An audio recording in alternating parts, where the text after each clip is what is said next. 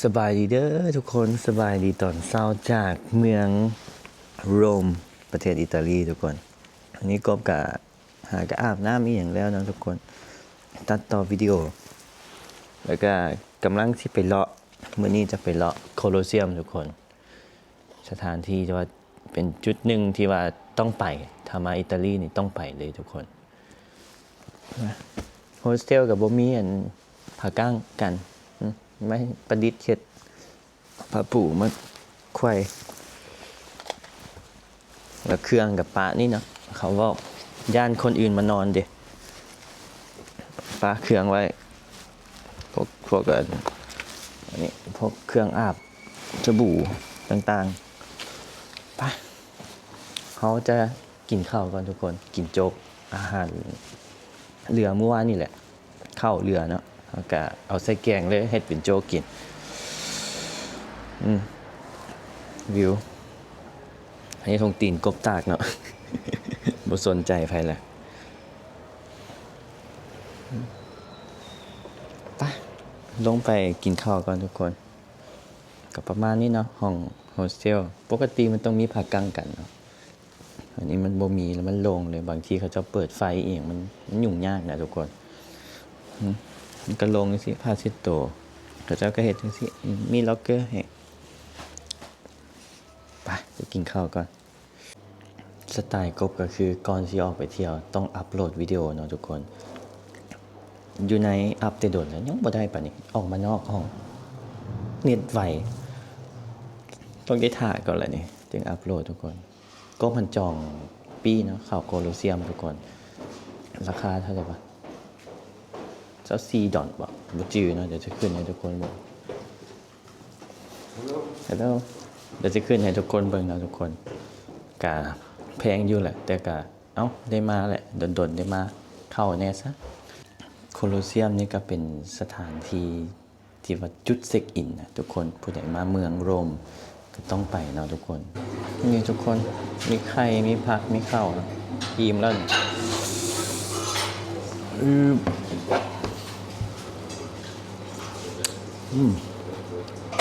ครับ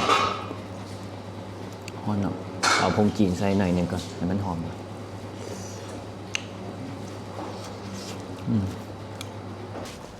กินข้าวอิ่มแล้วบัดนี้ก็ที่ไปโคลอสเซียมทุกคนไปจากกันโฮสเทลกบนี่ 2.3 กิโลเมตรทุกคนย่างไปตามเคย31นาทีเนาะซิวๆมานี่ย่างมื้อละ18กิโลพุ่นได้มาเที่ยวเนี่ยตั้งแต่มาเที่ยวยุโรปย่างหน่อยก็หมู่ก็แม่นสวิตซะเพราะว่านั่งรถไฟสวิตพาดนั่นเด้ตอนนี้ย่างซิวๆเฮาตื่นเต้นเลยนี่โคลอสเซียมเขาเห็นแต่อยู่ในหนังสู้รบกันสมัยโรมันอีหยังแต่ก่อนนะ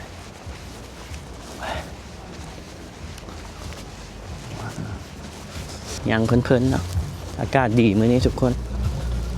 ตอนนี้ก็ 12:35 ครับฮอดพุ่นก็พอดี 1 โมงกบจองปี้อันแม่น 12 โมง53 โมงเนาะโรมอากาศ15 องศาจะเป็นอย่างคือความรู้สึกคือว่ามันเย็นก่อนอยู่ปารีสว่ะตอนนั้นอยู่ปารีสอัน7 องศาว่าเป็นน้ำเฮาบ่สบายที่บอกทุกคนมันก็เลยแบบอันรู้สึกแบบหนาวเนาะทุกคนเบิ่งเห็นบ่รถทหารโอ้โหโคตรโหดรถถังเขียวๆไกลๆทหารเต็มเลยบ่ฮู้ว่ามันเกิดหยังขึ้นเนาะทุกคนอยู่อิตาลีอยู่โรมโหดหรือว่าสถานที่ตัวนี้มันเป็นของรัฐการอยู่วะเนาะงงไปมันย่างไปเรื่อยๆทุกคนระวังจะโทรศัพท์เอียงมันต้องมีสติตลอดเลยมาเที่ยวคนเดียวเนาะขอบใจทุกคนที่เป็นห่วงด้วยทุกคนก็ไปอ่านคอมเมนต์เนาะให้ระวังตัวเองหลายๆอย่างเขาก็ดีใจแหละที่ว่ามีคนเป็นห่วงเขานะแล้วก็ติดตามเขาทุกคลิปขอบใจเด้อขอบใจทุกคนอากาศก็ครึ้มๆเนาะย่างไปข้ามฝั่งนี้ต้อง เมืองเขาเจ้างามดีเลยทุกคนอยู่โรมอิตาลีเนี่ยงามเลยตึกอิ่งงามเนาะแล้วมันจะแบบเห็นเป็น3-4แยกแล้วมันมีทางลงไปค่อยแล้วเห็นเมืองอย่างงามงามคักเลยตึกต่างๆไหมเห็นปะงามเดี๋ยวกบสีค่อยๆหมุนไปเนาะ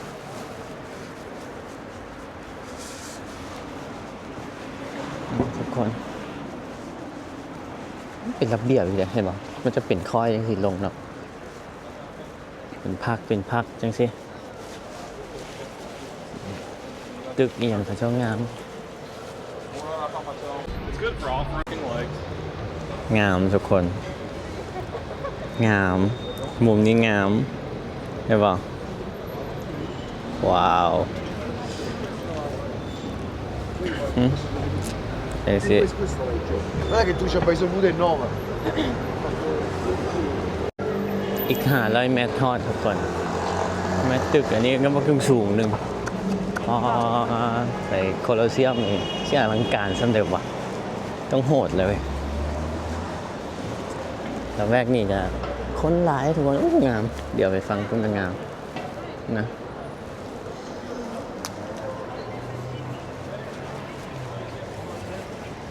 โอ้เหลือไปเห็นแล้วทุกคนโคลอสเซียมนี่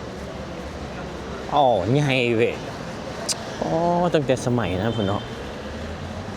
คนแออัดขนาดได้เห็นไม่มีขวานหนึ่งอยู่หันเนาะต้องได้เอาโทรศัพท์เอาของมีค่าไว้ดีๆปอสิโชตึกมุกยังสูงเลยได้นี่นะตึกอันนี้นะขึ้นไปนี่นะสูงนะเบิ่งสังเกตรถเนาะนะปุ๊บโคลอสเซียมแห่งสูงปลาเห็นแล้วทุกคนโคตรใหญ่เลยโอ้โห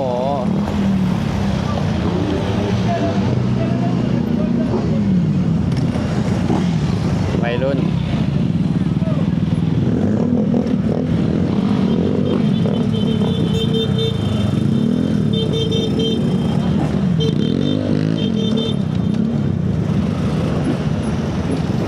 อันสไตล์นี่มีทุกประเทศเราทุกคนเนาะอิตาลีกับมีก็กันคนปีวัยรุ่นคือขนองเนาะ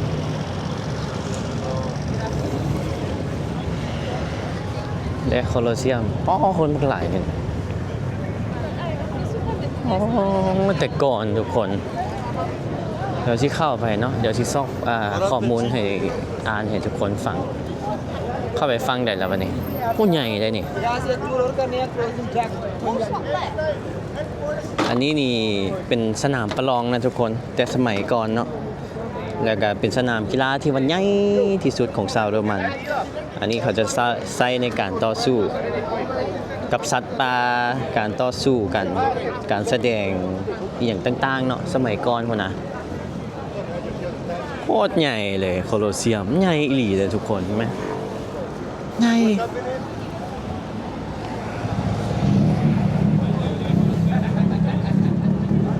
มีคนมาขายทั่วเต็มนะใส่ละทางเข้าเขาจะเข้าไปบ้างปานบุญเนาะคนมาร่วมกับต้องมาเบิ่งได้ทุกคนบางคนก็ซื้อปี้เข้าบางคนก็เบิ่งอยู่นอกสินะถ่ายรูปมีสตรีทฟู้ดอีกฮัลโหลลงเป็นลุมเนาะคนหลายทุกคนหลายแห้งเนาะ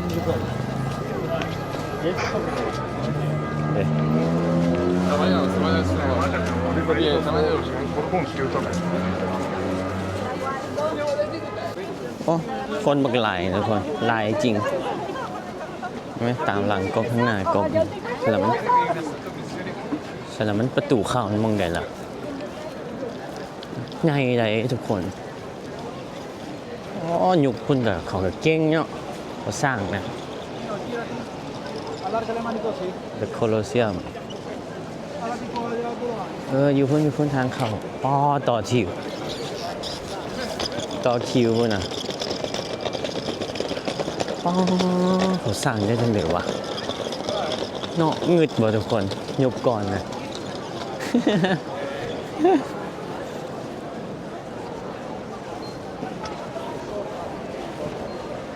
ปอบ่แม่นสิหมดเวลากันบ่นี่ของเฮา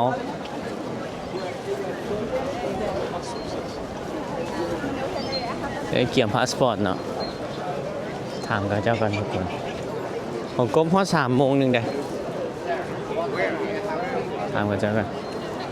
ปะคนหลายแฮงเนาะมันก็ไปฟังเพิ่นแบบเดี๋ยวไปเห็นเนี่ยนั้นงานทุกคนจังอันนี้ก็จะมีแบบคือประตูไซเนาะงามได้หาวิธี เดี๋ยวหาวิธีเข้าไปก่อนทุกคนเดี๋ยวกบมันชิมเมิดเวลาแหละประมาณซ่าเนาะ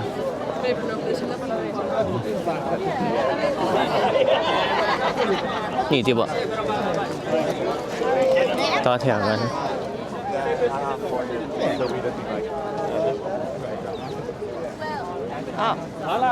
มันบ่มีทิกเก็ตบ่มี QR อหย่างเลยนะมันมีแต่ใบจองเนาะแล้วเอาพาสปอร์ตโชว์ให้ว่าฉันเรียบร้อยทุกคนเสียไปแล้ว24 ดอลเพราะว่าถามมันพวกพนักงานอยู่เคาน์เตอร์เนาะเมื่อกี้มันมีมงซื้อปีเดียวเขาจะว่าโอ้อันนี้บ่แม่นอันนี้เป็นนายหน้าแล้วพวกข่อยก็บ่ฮู้คือกันว่าไปเอาปีอยู่ไสเพราะว่ากบจองผ่าน tip.com ทุกคนแล้วมันบ่มี QR บ่มีอีหยังให้มันมีแต่ว่าจ่ายเงินแล้วมันว่าไปฮอดหันโชว์พาสปอร์ตแล้วเข้าได้เลยวันนี้เขาไปจุดที่กวดคนเข้าเขาเพิ่นว่าจะต้องมีปีก่อนจะต้องเป็นแรกวันนี้เขามาถามมองขายปีวันนี้เขาเพิ่นว่าบ่ฮู้คือกันสินะประมาณนี้จ้ะมันก็เลยว่าซั่นก็ต่อแถวถ้าซื้อปีใหม่แถวก็โคตรยาวแต่นี่ไปฮอดผู้เหลืองๆ buy the ticket ไปบอกไก่ๆทุกคนได้มาแล้วก็มีแต่ใช้คำว่าบสุภาพซะเนาะทุกคนก็ยาแม่มันซะได้มาแล้วทุกอย่างคือประสบการณ์บัดนี้เฮาฮู้แล้วเฮาก็สิบ่จองแล้วผ่าน tip.com ถึกตัวเนาะก็บ่ฮู้ว่ามันมีซื้อปีอยู่หน้างานทุกคนเขาเบิ่งข้อมูลมาจองออนไลน์แล้วมันเมิดก่อนนะจอง Official เว็บไซต์มาเพราะว่าอันนี้เขาเปิดให้จอง60 วันบอกประมาณนี้พุ่นน่ะให้จองก่อนน่ะแล้วมันจะเต็มไว้ก็ยางมาบอกอินก็เสียเวลาท่าเนาะก็ยามันซะก็เอาพาสปอร์ตโชว์แล้วก็ซื้อปีเบิ่งสิใช้เวลาเท่าใดตอนนี้1 โมงบ่ายสาวทุกคนเบิ่งเด้อ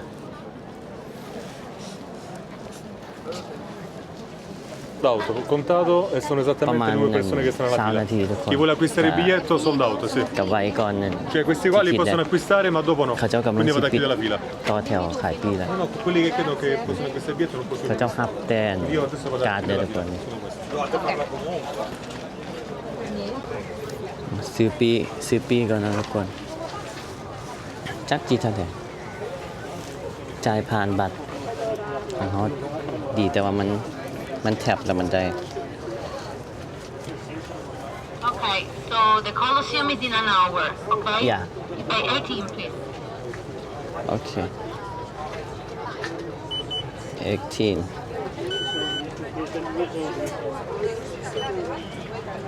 18นะทุกคน18 ยูโรเชี่ยซื้อยูทิปแพงก่อนอีก24พุ่น25เลยเป็น25 ดอลอันนี้มันหักไปเท่าไหร่หักไป22 ยูโร22 ดอลลาร์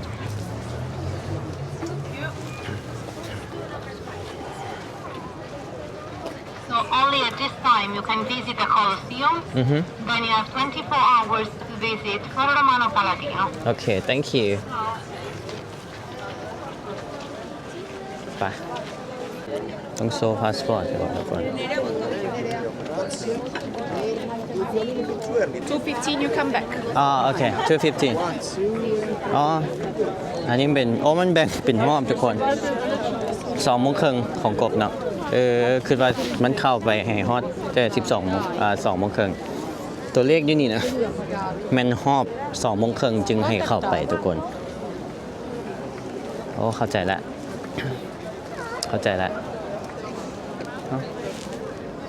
อีกเกือบชั่วโมงทุกคนเลาะก่อนเลาะเดี๋ยวพาเลาะอ้อมๆหิท่าซะกำชาถ่ายรูปเปิ้งกันได้พุ่นน่ะคือประตูไซน่ะโคตรงามเลยตัวนั้นเลยงามไม่ดีเลย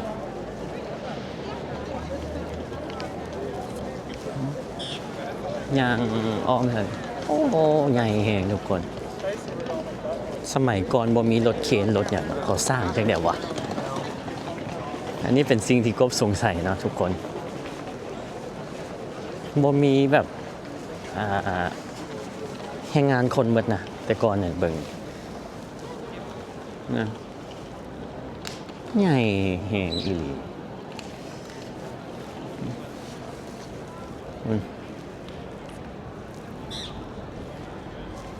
และยุคนั้นเนาะเขาเป็นยังเฮ็ดโค้งจังสีได้เองนะทุกคนแบบเก่งเนาะ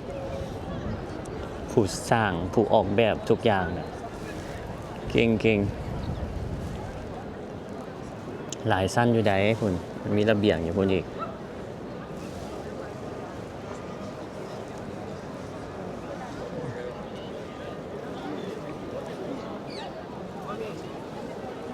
คนเต็มเลยนี่มึง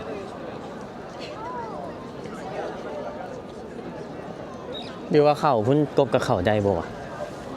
อันนี้จะเป็นอย่างเนาะอันนี้ก็งามขึ้นกันเดี๋ยวโทรศัพท์ถ่ายให้ทุกคนเบิ่งกัน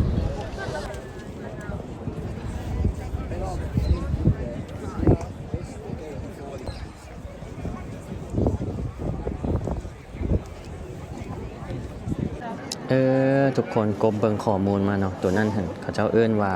Temple of Venus and Rome สร้างตั้งแต่สมัยปุ่นนะคศ121ปุ่นนะทุกคนเป็นวิหารที่ใหญ่ที่สุดในโรมในยุคโรมันปุ่นนะอุทิศให้2 เทพทุกคนก็คือเทพวีนัสเทพแห่งความหักและโรมาตัวแทนของกรุงโรมทุกคนโอ้วิหารที่ใหญ่ที่สุดในโรมของยุคโรมันโบราณพุ่นนะอันนั้นก็เสียปีเข้า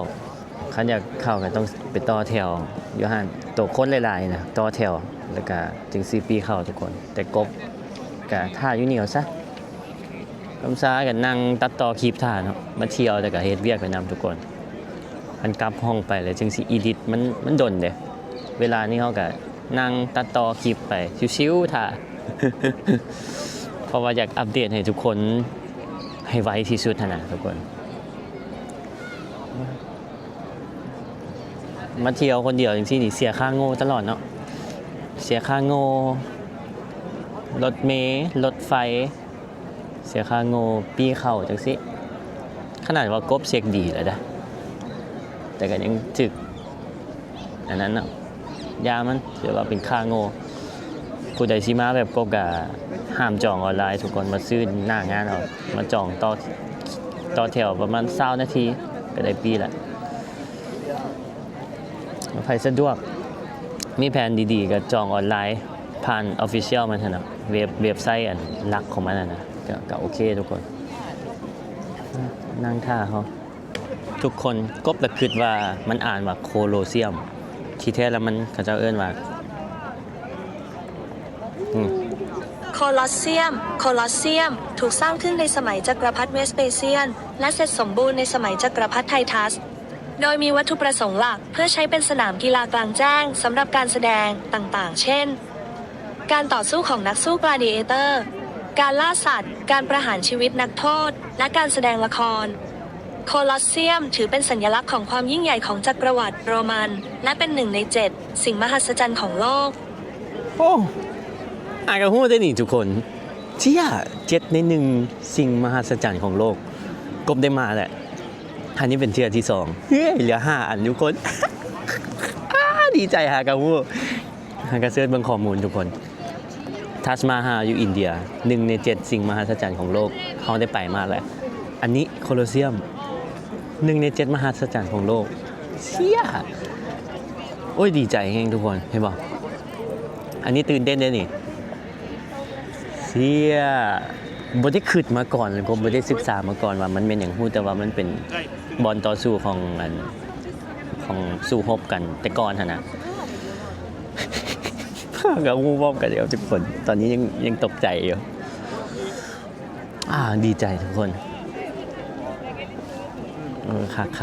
กเฮ้ยดีใจจังเลยเขาที่เสียเข้าไปแล้วเสียค่าโง่ยามันเนาะ25 ดอลสิ่งใน7 สิ่งมหัศจรรย์ของโลกค่าเข้าทัสมาฮาก็คือว่า50 ดอลเหมือนได้กันจื้อได้เนาะประมาณชื่อว่าเท่ากันค่าเข้าซ้ำกันเอ้ายามันบ่ตายก็หาไม่ได้น้องเงินเนาะแต่บ่มีนี่มันก็สิตายก็กันทุกคนตอนนี้ใช้ชีวิตก่อนซะ7 สิ่งมหัศจรรย์ของโลกว้าวโคลอสเซียมเนาะโคลอสเซียมดีใจจริงเด้อนี่ทุกคนภูมิใจว่ะ7 สิ่งมหัศจรรย์ของโลกวันนี้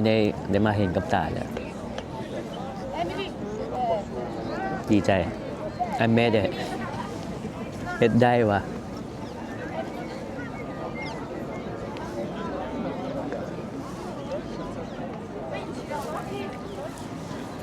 แค่ภูมิใจในตัวเองนะทุกคนจักอุปสรรคจักนู่นนี่นั่นเหตุการณ์มือดีมือให้สุดท้ายเขากลับมาได้สุดท้ายก็ผ่านมาได้ทุกคนดีใจว่ะ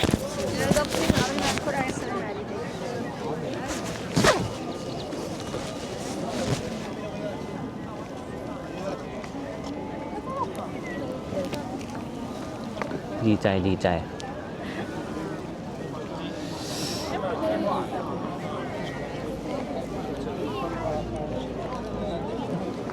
ก็จะถือคติก็คือจะบ่เปรียบเทียบกับคนอื่นนะทุกคนบ่เปรียบเทียบกับคนอื่นเขาเปรียบเทียบกับตัวเขาเองแม่งโคตรเก่งเลยว่ะขอย่องตัวเองเนี่ยเก่งว่ะทุกคนอาจจะสงสัยเนาะแล้ว7 สิ่งมหัศจรรย์ของโลกหั่นมีอยู่ประเทศใดแน่เนาะทุกคนก็เป็นข้อมูลมาให้ทุกคน1นี่แม่นซีเซนอิฮิชาอยู่ประเทศเม็กซิโกทุกคน2นี่แม่นคิสตูเอเดนเตอร์ทุกคนอยู่บราซิลทุกคน3แม่นอยู่ประเทศจีนเนาะกำแพงเมืองจีนทุกคนที่นี่มาชูปิชูทุกคนอยู่เปรู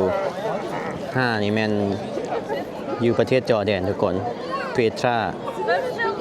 และ6นี่แม่นอยู่ต่อหน้ากบนี่ทุกคน อยู่โคลอเซียมอยู่เมืองโรมประเทศอิตาลีทุกคนนี่และสิ่งสุดท้ายแม่นทัสมาฮาทุกคนประเทศอินเดียเนาะไปมาแล้วเดี๋ยวจะขึ้นรูปให้ทุกคนเบิ่ง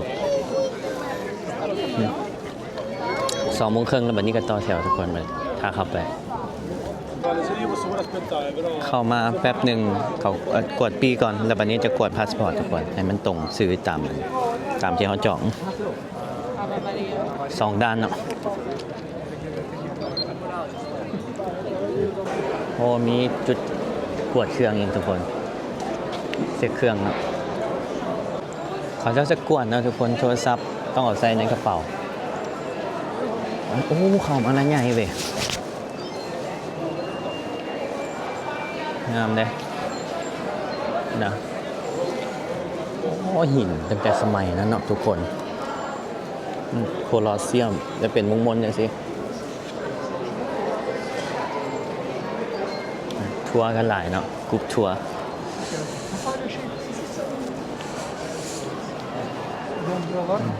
ยังไงแบบเขาจะบูรณะเนาะอินเทรนทางเข้าป่ะ เอาสแกนปีอีกปีจะเป็นอย่างนี้แล้วก็ข้างหลังเช็คปีอีก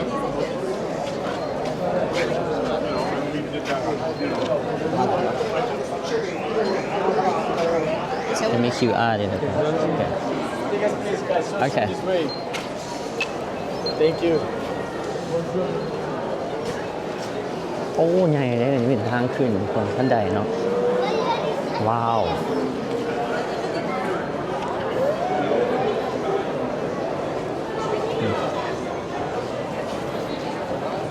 โอ้ใหญ่ใหญ่ใหญ่นี่เป็นกรุ๊ปทัวร์อีกอย่างเนาะเขาใส่หูฟังแล้วครับว้าวมีข้อมูลหลายเนาะเขาก็เสิร์ชข้อมูลเบิ่งเอาแล้วห้องน้ำก็มีอยู่ทุกคนมือบ่อนปะมาแกะชื่อใส่โอ้ใหญ่เลยทุกคนว้าวใหญ่ตื่นเต้นฟิลเดียวคือไปเห็นทัชมาฮาลเลยตอนนี้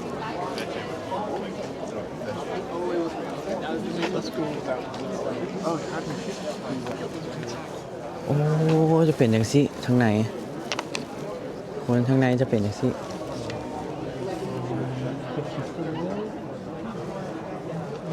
เป็นโล่งอย่างสิเนาะก่อ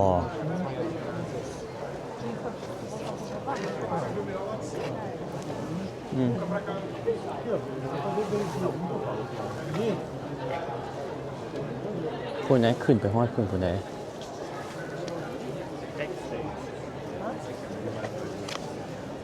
สังเกตบางขี้หินก็จะทุกคน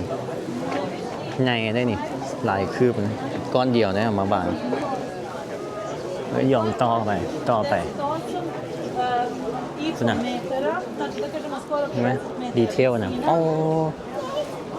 โหดเว้ยคุณน่ะและลวดลายต่างๆเห็นว่างามเลย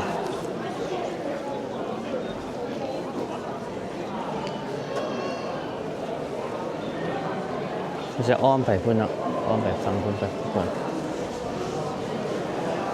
งามเนาะตอนนั้นเขากระหู้จักสั่งเราทุกคนเนาะนะแล้วมีลวดลายต่างๆเด็ด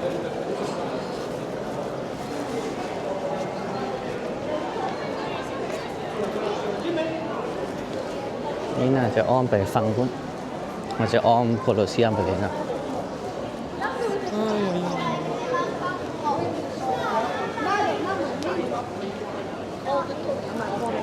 ห้องน้ำน่าจะเสียเงินใช่ป่ะ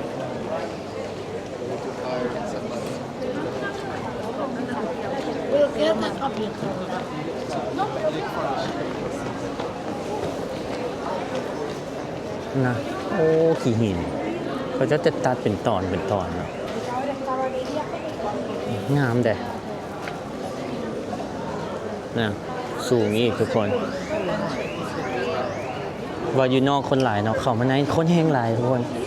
เป็น7 สิ่งมหัศจรรย์ของโลกเลยคนก็เลยต้องมานะแบบ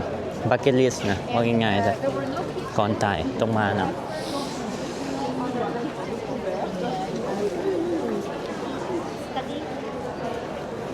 มันจะเป็นโถง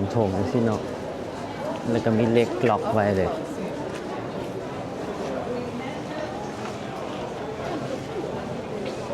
อันนี้เป็นทางเข้าไปทั้งลุมทุกคน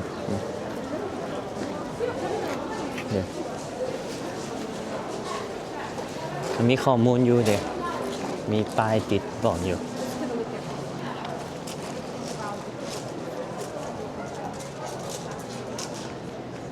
ป้ายก็คือเก่าเลยเนาะอ่านอังกฤษบ่ได้เก่งอังกฤษทุกคนไปมึงไหมหอยตัดเขาทุกคนล็อกจุดนี้ที่หินบักใหญ่เนาะโอ้ใส่ขนเหมือนเห็ดเนี่ย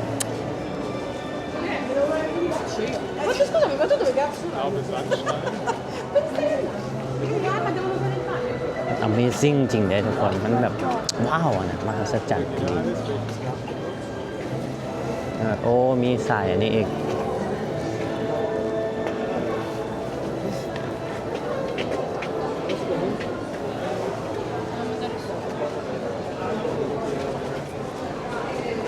โอ้ดิยางขึ้นใดไป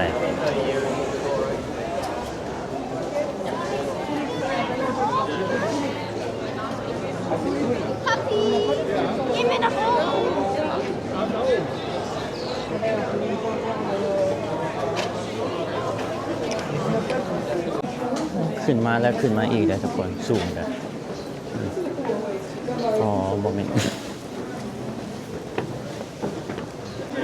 ย่างขึ้นมาฮอดแล้วทุกคนฮอดจุดนี้บังฮอดตอนผ่านกระสังแล้วนี่โคตรงามเลยเลยพวกว่านั่น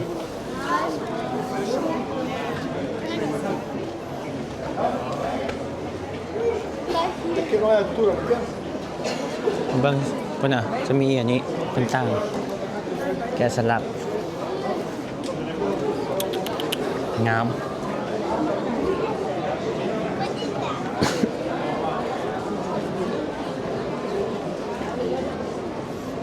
น่ะโว้ทุกคนแกะสลักเป็นรูปต่างๆ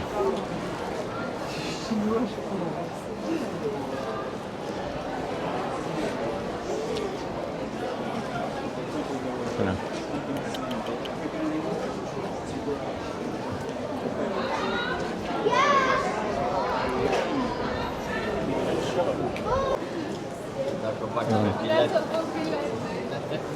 โอ้หลายเลยทุกคนเขาสลักซื้อใช่เนาะคุณนะ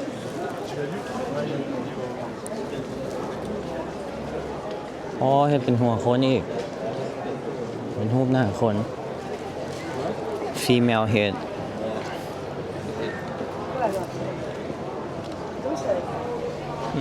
หน้าผู้ชายเก่งเนาะยุคก่อนน่ะมันก็จะมีแบบโอ้ตอนนั้นเห็นให้งามทุกคนมันเป็นจังซี่เลยเนาะเด้มันก็จะมีรูปปั้นคนอยู่ตามปงเยี่ยม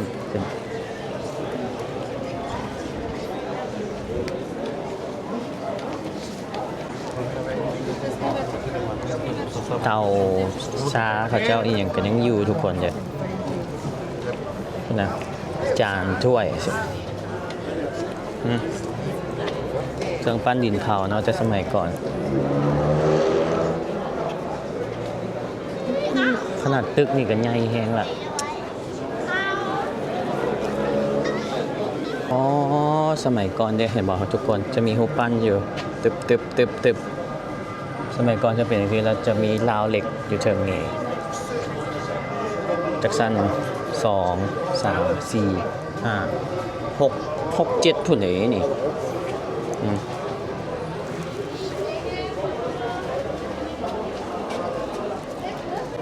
โอ้อยู่ในก็จะมีบุ๊กไลบรารีทุกคนประวัติเนาะปึ้มอย่างต่างๆเด้เขาออกมานอกละเพราะดินจีเขาเจ้ากอเนาะสมัยนั้นเก่งเว้ยเก่งอีหลีเลยคนสร้างนี่นะแล้วคนเป็นคุมสร้างโคลอสเซียมนี่นะทุกคนเริ่มสร้างตั้งในปีคศ70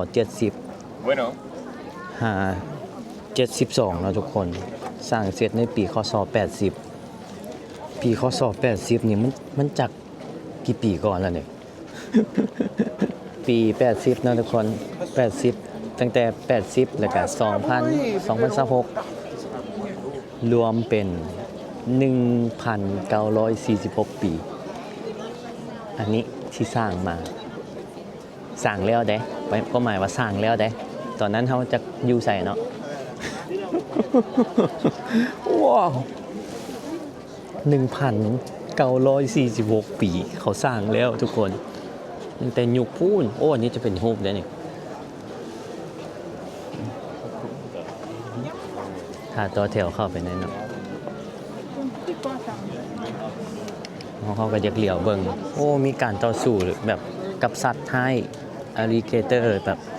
สัตว์ที่โหดนะทุกคนแต่ก่อนจะอยู่นี่เด้อ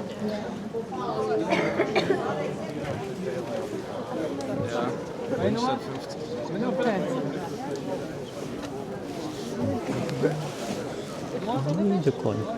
โอ้เขาก็จะเบิ่งอยู่นี่เนาะสมัยก่อนการต่อสู้พัดอยู่พุ่นแล้วได้ยินข่าวคือว่าเขาปล่อยน้ำเขาเด้แล้วต่อสู้กัน Ara dopo giuro, allora, per adesso abbiamo la Staus e qui è una pezza. Ah, chi? No? นี่ Ah, ma per. อ๋อทุกคนสมัยก่อนนี่จะมีนักสู้ต่อสู้กับนักสู้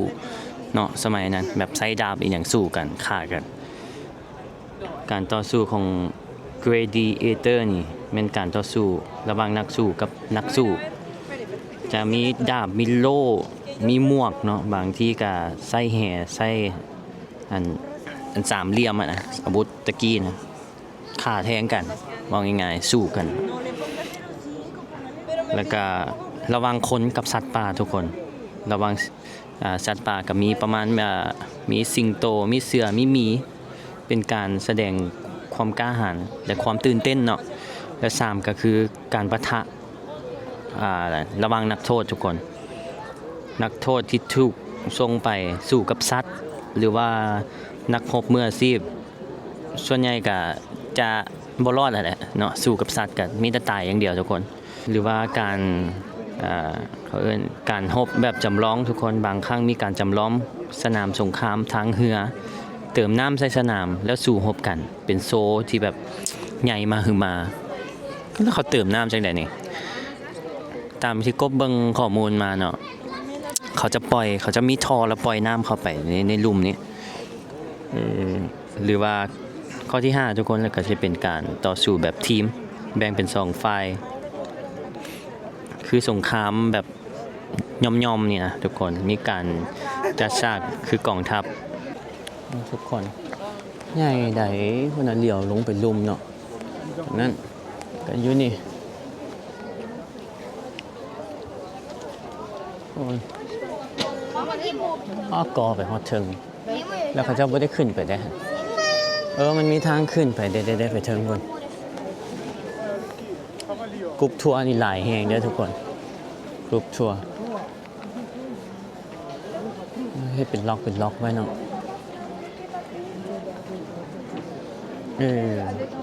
เดี๋ยวไปเห็นอันนี้สงขอคนจึง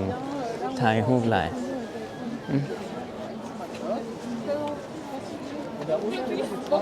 เดี๋ยวอันนี้ทั้งหน้าเดี๋ยวโอ้มันจะเป็นอย่างนั้นลงเป็นลุมก็ได้คือกันทุกคนเดี๋ยวมันจะเป็นล็อกเนาะบางเด้อเป็นมงๆเนาะใช่ป่ะเป็นมงๆจะมีล็อก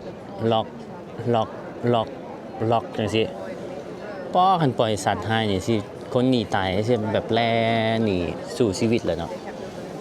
อีหลีคนสิตายเนาะทุกคนสู่ชีวิต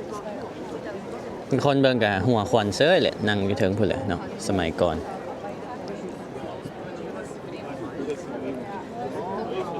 มันมีอันนั้นเด้เป็นฮูเห็นบ่ทุกคนฮูเป็นฮูแล้วคนต่อสู้กันก็คือเกมเลยได้นี่คือฟีลแบบด่านเกมเลยได้นี่แล้วคนที่มีอำนาจอีหยังก็น่าจะอันนี้เป็นความคิดกบเนาะคนที่มีอำนาจที่ว่าตำแหน่งสูงส่งอีหยังก็น่าจะนั่งเบิ่งแล้วก็หัวขวัญแบบเบิ่งเพื่อบันเทิงนะ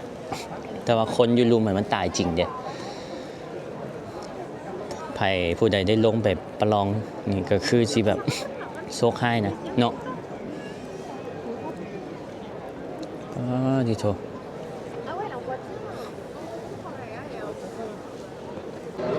เบิ่งทุกคนมาบักหลายพิลึกเนาะพุ่นน่ะอยู่ลุมน่ะโอ้โหแต่ว่าเลี้ยวไปมุมนี้นี่โคตรงามเลยได้นี่เห็นบ่นี่เลี้ยวไปเห็นเชิงพุ่นตึกอันนะฮะ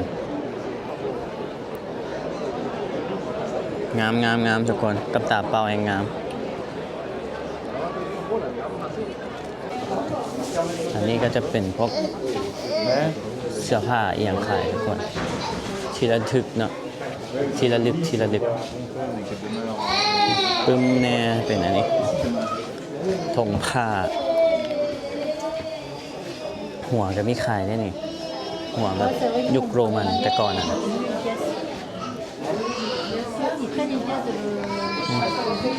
รูปพายรูปไทย Oui, mais je pense. หัวก็มี150 ยูโรนะหัว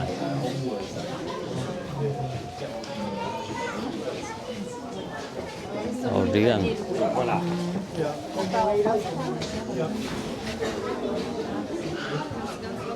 เป็นเจียจังสิก็มีเนาะเป็นเจียจังสิประกอบ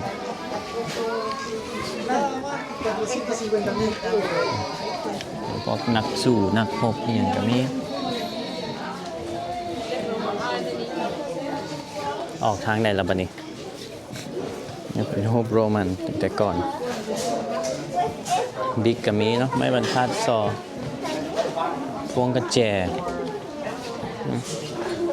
ปึ้ม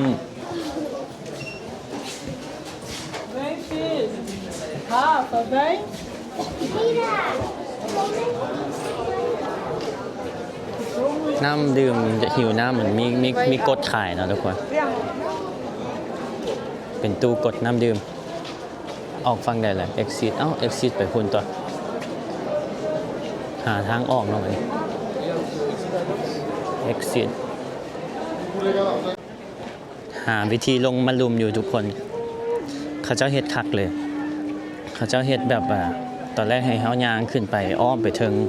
แล้วก็อ้อมมาทางออกแล้วลงมาสุดท้ายก็จะลงมาลุมเองทุกคนคักเลยเขาเจ้าเฮ็ดแบบต้องย่างอ้อมไปนะแล้วสุดท้ายก็แบบให้ล่อให้ควายเล่นบ่ตอนแรกกบขึ้นอยู่เทิงนั่นน่ะแล้วก็ขึ้นไปเทิงพุ่นอ้อมนี่อ้อมไปอ้อมมาบัดนี้ลงทางออกอันนี้เป็นทางออกได้เห็นมาใกล้ๆกับตา In the souvenir shops, bookshop, you had noticed that the เขาเจ้าจัดสรรคักดีเว้ยเรามาเบิ่งนี่ก่อนเบิ่งใกล้ๆเนาะโอ้มันเป็นจังสิสูงได้ทุกคนเอาลงไปลุมหั่นก็ได้อีกได้หั่นเห็นมีคนย่างไปป้าจิโชจะเสียเงินแล้วก็เลาะให้คุ้มค่าที่สุดที่ว่าเห็นคนย่างทุกคนตอนออกมาทุกคนผู้ใดจะไปกลางพุ่นนะต้องอ้อมไปฝั่งพุ่นไปฝั่งพุ่นก่อนแล้วบัดสิกลับก็จึงย่างกลับมาฝั่งพี่เพราะทางออกฝั่งนี้ทุกคนนี่ทุกคนก็ออกมาแล้วบัดนี้ทางเข้ามันอยู่นี่ทางเข้าอยู่นี่ทางออกมันจะอยู่นี่กับอยู่หลังคุณบอกก็ออกฝั่งนี้เนาะฝั่งหลังถือว่าสำเร็จภารกิจไปอีกติ๊กหนึ่งที่ว่าก่อนตายเขาได้ไปเบิ่ง7 สิ่งมหัศจรรย์ของโลกแล้วทุกคนกบได้เบิ่ง2 สิ่งเลยได้เหลือแต่5 อย่างเนาะหวังว่าคันยังมีชีวิตอยู่และมีเงิน มีเงินพอไปเที่ยวทุกคนก็จะเห็นกบแหละไปให้ครบเลย7 สิ่งมหัศจรรย์ของโลกงามแฮงทุกคนเมื่อนี้ก็รู้สึกดีแฮงที่ว่ามาเช็คอินมันก็ที่แหละรู้สึกว่าคุ้มค่าแต่กันสิ่งใดที่กบอยากไปแล้วคุ้มเลยนะแบบมันกับแพงเนาะกันเทียบบ้านเฮาน่ะแล้วก็ดนได้มาแล้วก็เฮาเต็มใจอยากเข้าไปเนี่ยอยากมาเบิ่งเนี่ยแล้วก็โอเครู้สึกดีทุกคนเนาะสำหรับผู้ใดที่อยากช่วยเลี้ยงข้าวเลี้ยงปี้หรือว่าโดเนทเนาะทุกคนก็สามารถเวนโมเข้ามาได้เด้อทุกคนเวนโมคือเก่าเวนโมแล้วก็เซลมาได้เนาะทุกคนขอบใจทุกคนที่โดเนทมาก่อนหน้าเลยนะทุกคน เขาก็ได้กินดีอยู่ดีย้อน FC ทุกคนนี่แหละที่ว่าซอยเหลือเนาะซัพพอร์ตเที่ยวตามงบเนี่ยแบ็คแพคเกอร์เนาะเอ้าเจอกันคลิปหน้าทุกคนบ๊ายบายวันนี้ดีใจแฮงถ้ามาคลิปนี้กดไลค์กดแชร์กดติดตามที่สำคัญห้ามสกิปโฆษณาเด้อทุกคนถ้าเบิ่งว่ากบสิไปใส่ต่อถ้าเบิ่งอีพีหน้าเด้อทุกคนบ๊ายบายบายบายเลิฟยูทุกคน